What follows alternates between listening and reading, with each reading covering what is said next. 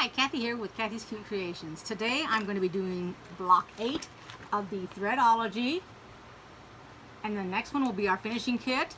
So I am going to show you how to make the big block, and I will show you the little ones completed. This is the fabric to make the large block. I've already made the 4 little ones, and I will show you how I assemble the block. The first thing that I did was I cut, this was a square, and I cut it. So the other ones that I didn't cut diagonally that I'm going to show you is the D block, which is this one here. I've doubled them up, so I've got 2 and 2. And all you do is, the way that I do it is I take my ruler and I put it on the corner, and then I make sure that my ruler is to the left a little bit of that corner, so that when I split it, it's perfectly, and like I said, there's 2 here. And I do it with the other one. And I stacked them on top of each other.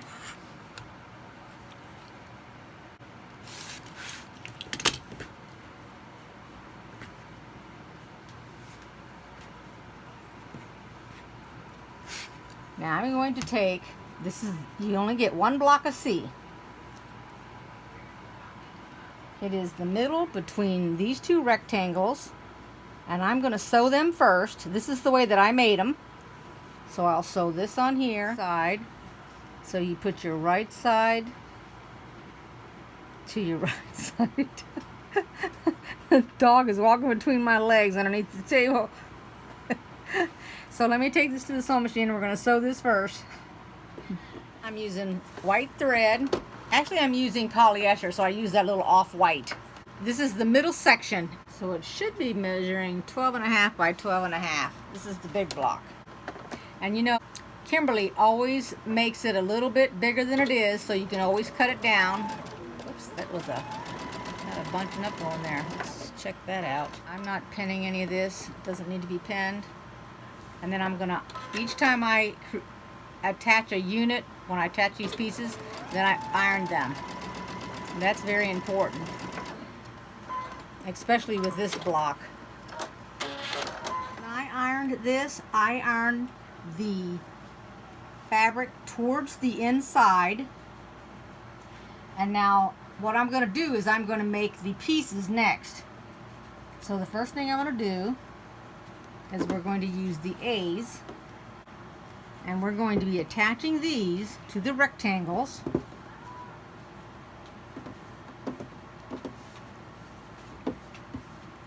So this is the way you need to lay it.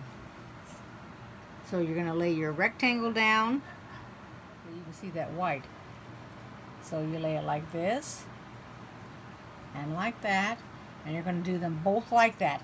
And yes, you will have fabric sticking up here on the top. Don't worry about it. You're matching up the bottom down here. Now with this larger block, you shouldn't have to iron between each one of these that you put on. But when I did the little block, I did one, ironed it open, and then did the other one. But there's enough space between these blocks that it should be okay.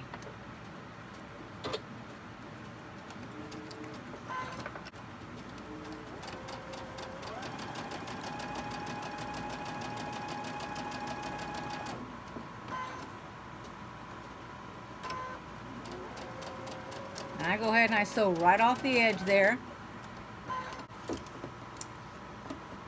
And if you don't feel comfortable sewing it this direction, you can turn it upside down and sew it that direction.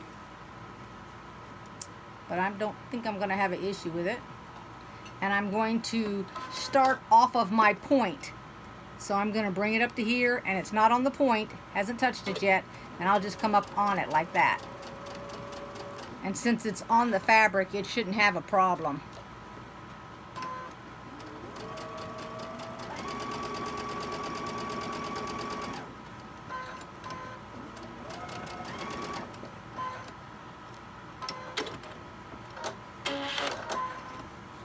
And it will look like this.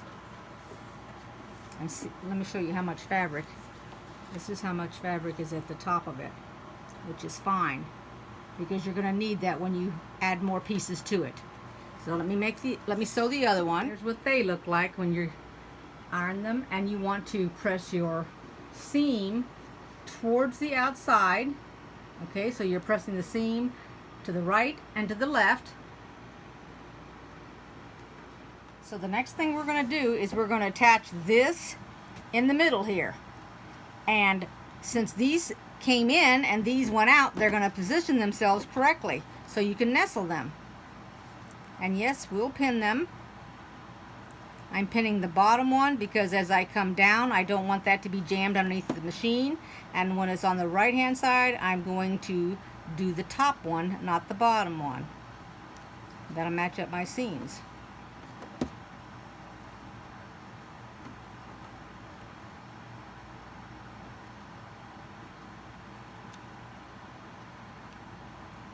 And I guess I think I'm going to flip it over and do it on this side, only because I'll be able to see the end of it and I won't have to worry about it folding under, because it might just do that.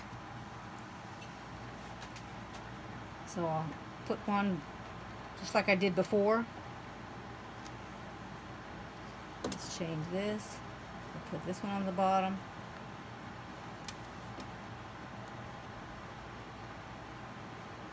And then one towards the edge here. You can always put a lot of pins in because you can take them out as you go along if you want. So that's the way we're going to be pinning them. And we're going to do one at a time. I'll sew this and then I'll pin the other one on. So we're going to start off the edge just like we did before. And I'm doing a scant 1/4 inch.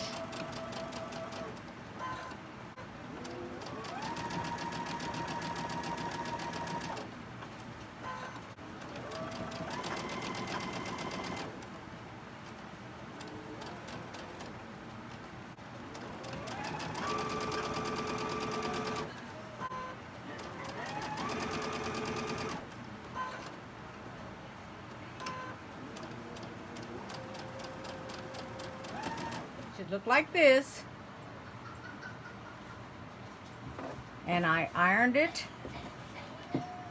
towards the long strip. And now we're going to add the other piece, just like this, and we're going to nestle those seams also. We'll sew this side.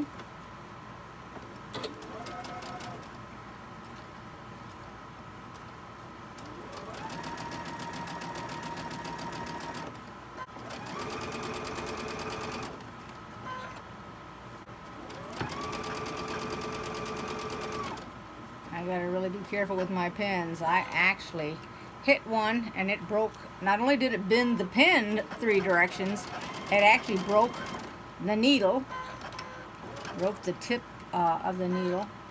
The bottom, or the top part, the shaft, flew. I don't know where the heck it went. I found it this morning. This was last night while I was sewing. And then the pin that got bent, I wish I'd have kept it to show you, but I trashed it. And then I went into the bathroom after I was all finished, and I'll be darned if I didn't step on a pin.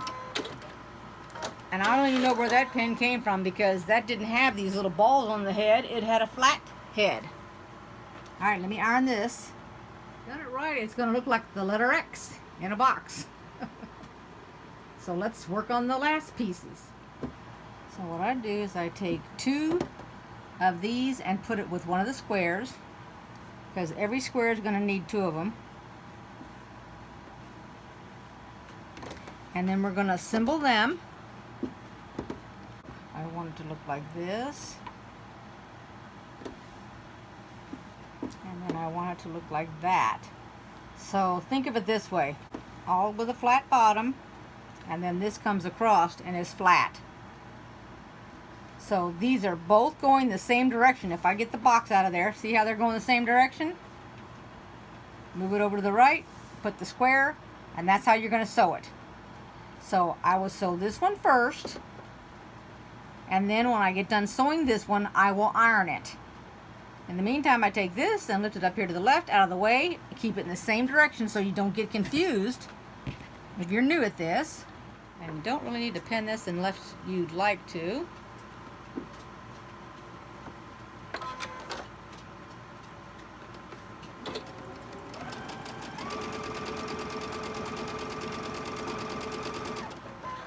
Finger press it, so lay it out like this, and now you're going to take this one and you're going to sew it onto here.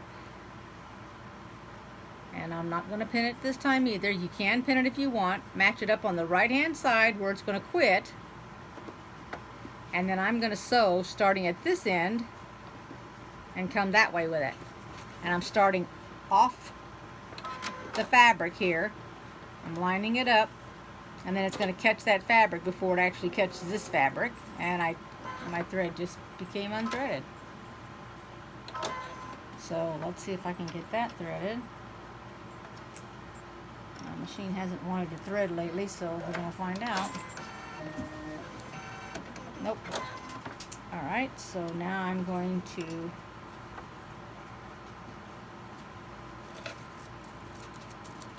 get this thread, threader, I guess you call it. If it gets any kind of dust around it, it acts like it needs to be rethreaded, and I do not understand why. It is so particular.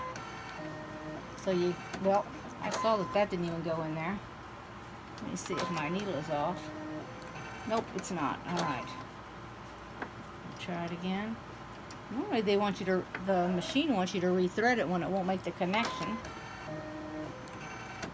I don't know what's going on. Let me clean it up again. Let's see here.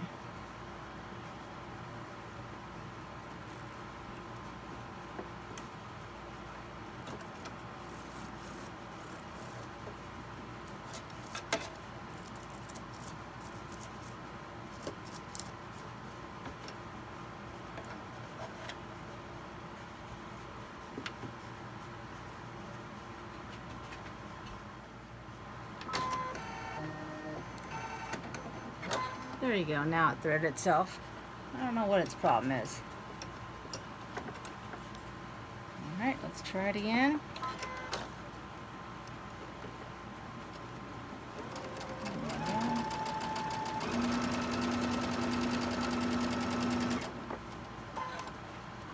Alright. So this is one of them, and they should all end up looking the same. And when I get done with them, then I'll take them up to the ironing board. In the meantime, I'll just do this so you can see it.